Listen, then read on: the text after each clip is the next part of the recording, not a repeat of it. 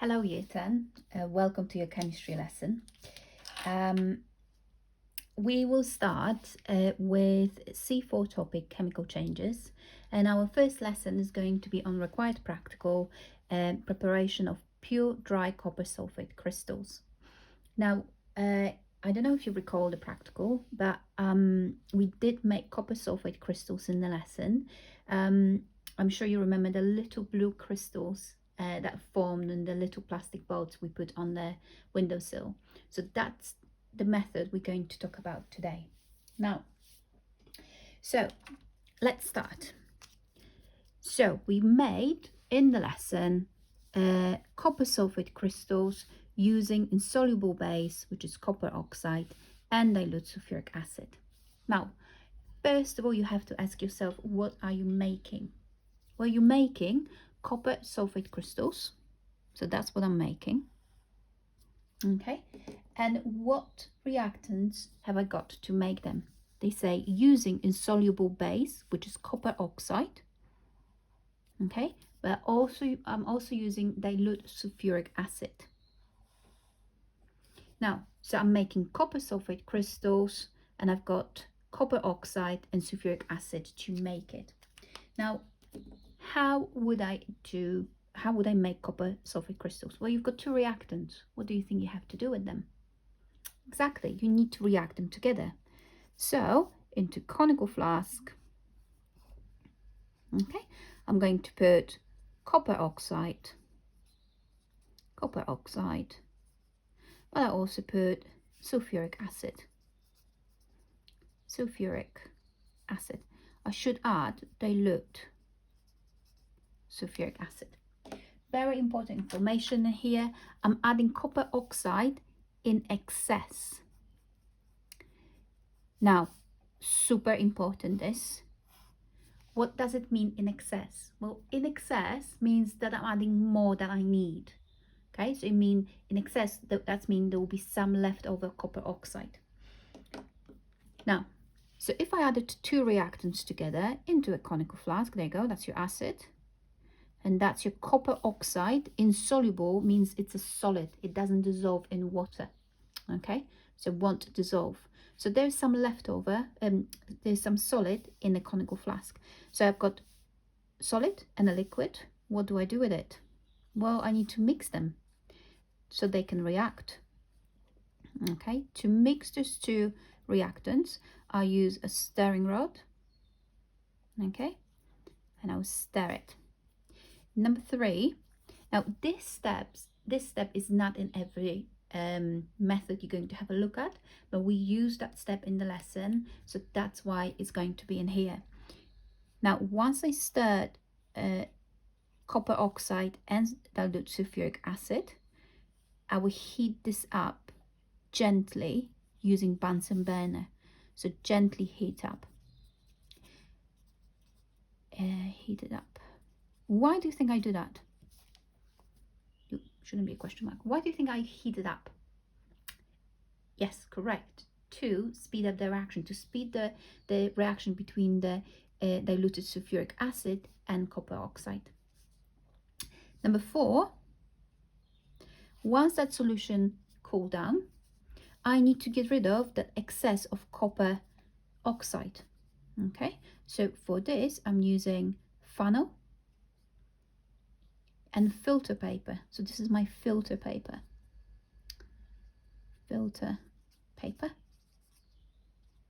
Okay, and I'm going to filter out the excess of copper oxide, and I'll collect the solution in something we call evaporating dish. Now, in some of the books, that will be called evaporating basin. It doesn't matter, it's the same thing. Okay, so evaporating dish, that's what we call in our school. Evaporating basin, you could see this in different books. Number 5, so I ended up in a solution in here. Now, that solution, it will be called copper sulfate solution. Okay, because copper oxide reacted with sulfuric acid and produced copper sulfate. Okay, now this is a solution. I want to make crystals. So what I need to do, I need to get rid of the water so the crystals can form. How to do that? How would I get rid of the water from copper sulfate solution? Well, I will use Bunsen burner to heat up the solution so the water evaporates. Now, how long do I heat up the solution for? That's a very important question. Comes up when you describe your method, you have to be quite specific about that point. So half of the liquid evaporates. Okay. If you heat up, so all the liquid evaporates, crystals will not be able to form. So this half of the liquid evaporates. That's a very, very important point. Okay. Number 6. So half the liquid evaporated. I've got another half left. So what I'm going to do, I'm going to place this evaporating dish with the remaining of the solution on the windowsill. So the rest of H2O can evaporate and crystals can form. Crystals can form. Okay.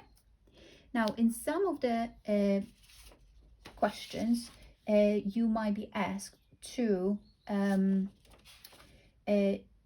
to make dry copper sulfate crystals. So you can mention here that you're going to put the dry crystals in the oven.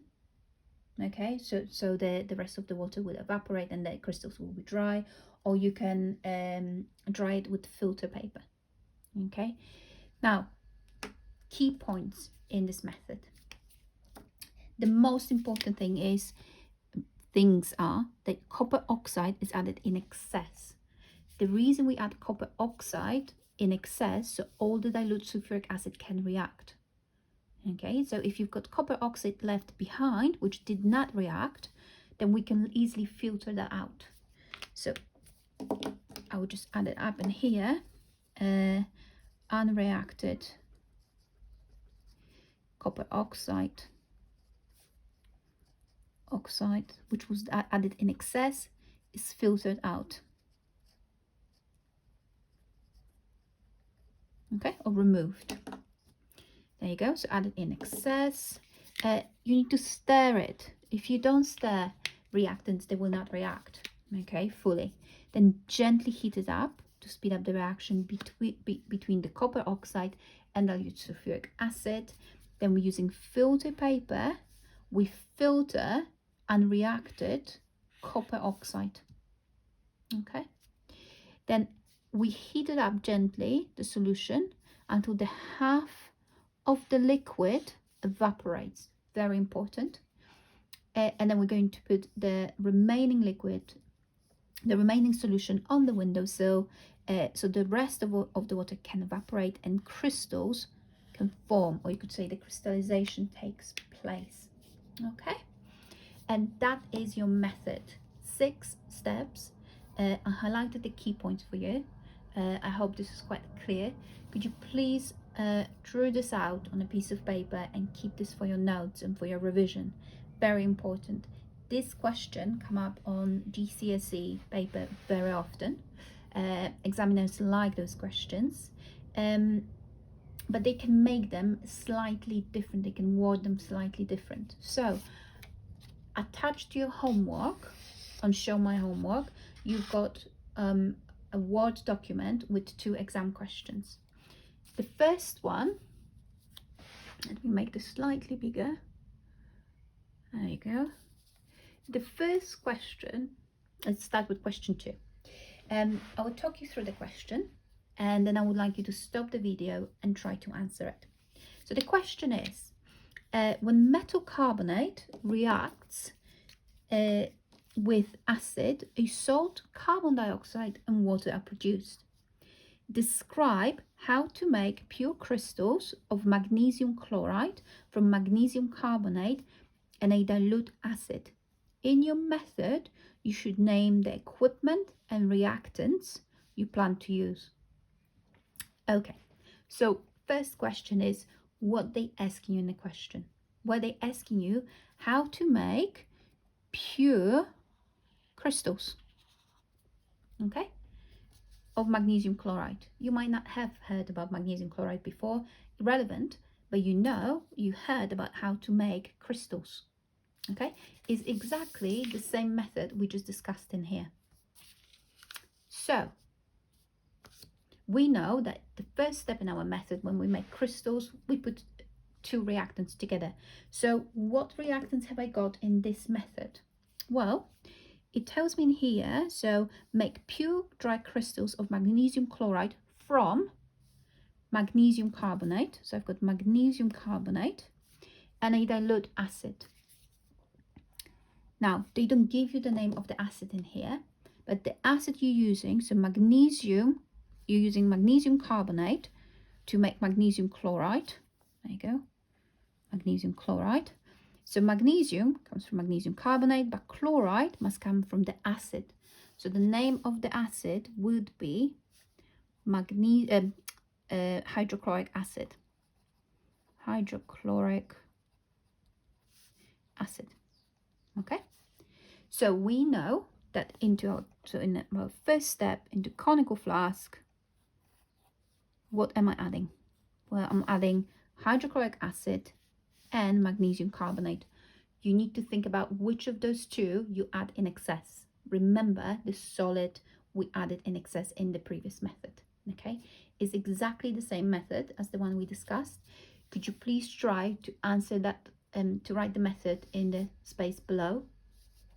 You can draw out the diagrams. It's actually much easier for the examiner and for us teachers to mark your work if you add the diagrams, okay?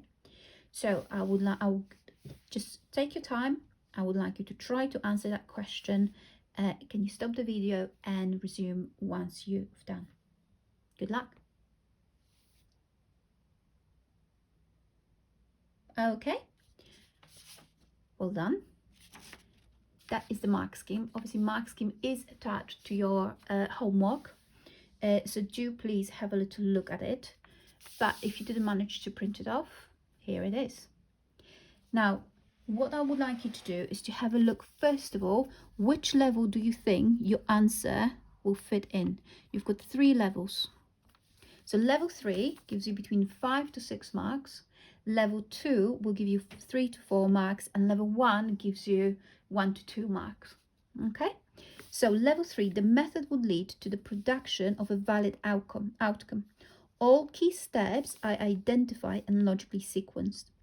So what it means is that you said that you're going to add a magnesium carbonate in excess. Okay? Did you do that? Give yourself a tick. Did you say you're going to add hydrochloric acid? That's a mark. Did you say you're going to put them in the conical flask and stir it? That's a mark. If you said you're going to filter out the excess of magnesium carbonate, that's a mark. If you said you're going to heat it up gently till half of the liquid evaporates, that's a mark. And did you say you're going to leave it on the windowsill for so crystals can form? And that's a mark. Okay, so there's some information in here what you should actually be using in your method. Look at the details of those points and then compare to what you wrote. Okay, it should be similar. Right, well done. Can you please give yourself marks out of 6? If you didn't get 6 marks, can you write on the side what you need to do next time to get those full marks? Okay, well done. Now, this is second example of a question you can expect on GCSE exam. Now, this question came up on exam paper a few years ago, and it's slightly different to the normal questions where you are just asked to write a method. Now, this question is asking you about improvements to the method. So they give you the method and they want you to write improvements. Let's read the question together and let's see how to answer it. So a student plans a method to prepare pure crystals of copper sulfate. The student method is: number 1, add 1 spatula of calcium carbonate to dilute hydrochloric acid in a beaker. Number 2, when the fizzing stops, heat the solution with the Bunsen burner until all the liquid is gone. The method contains many errors and does not produce copper sulfate crystals. Explain the improvements the student should make to the method so that pure crystals of copper sulfate are produced. Okay, so you are asked to write improvements. Think about what we're making. Okay, so they ask you about making pure copper sulfate crystals. Okay, now I would like you to give it a go and answer this question by yourself. I don't want to give you too many hints, but you need to think in here. They say the method contains many errors and does not produce copper sulfate crystals. So ask yourself, why does not produce copper sulfate crystals? Okay, explain the improvement. So if you say, I'm going to do this, you need to tell me why you do it. Okay, so explain means literally tell me why you're doing it. Okay, right, please stop the video and try to answer the question. Good luck. Okay, welcome back. So, mark scheme, ladies and gents. Oh, actually, before we go there, few things. What are you using to make copper sulfate crystals? Well, they say to you, they added 1 spatula, and again, that's a problem because we should add the solid in excess. So calcium carbonate and dilute hydrochloric acid. So I'm adding calcium carbonate and dilute hydrochloric acid to make copper sulfate crystals. Would that work? So think about this. When you make a chocolate cake, so I'm making chocolate cake, so I will need mincemeat, and I will need some onions and tomato sauce, and I mix them together, put them in the oven, and get chocolate cake. Would that work? Of course it wouldn't. It's exactly the same in chemistry. If you put 2 reactants which are wrong, obviously in this case they are, you're not going to get copper sulfate crystals. Calcium carbonate and hydrochloric acid will not make copper sulfate crystals. It's the same like mincemeat and tomato sauce would not make you chocolate cake. Okay, so in questions like this, always think about what reactants have you got. Okay, right, the mark scheme is as follows. This one seems a bit shorter, this mark scheme, compared to the other one. Now, level 3, relevant points, there you go, reasons, causes are identified, given in detail and logically linked to form a clear account. Level 2, relevant points, reasons and causes are identified and their attempts are logically linking. The resulting account is not fully clear. So it means that your method is not fully clear. There's some main points up there, but you not necessarily would, if I use that method, I will not necessarily get copper sulfate crystals. And level 1, points are identified and stated simply, but their relevance is not clear and there is no attempt at logically linking. So it means that if you made some kind of improvements, if you said, I don't know, I add solid in excess, I will stir it, you say I will evaporate half of the liquid. That could be something like simple points. Okay, now in here on the bottom you've got some ideas of what you can get marks for, and I would like to direct you to the bottom in here. It says for level 3 the correct chemicals must have been selected. So in your answer you had to say, I am actually going to use copper oxide, okay, and sulfuric acid.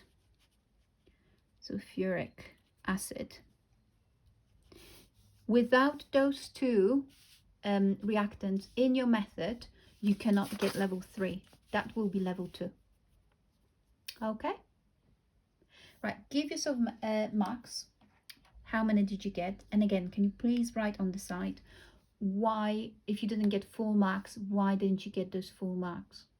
Okay, Right, year 10, thank you very much. I hope you enjoyed the clip, and I hope to see you soon. Thank you. Take care. Bye.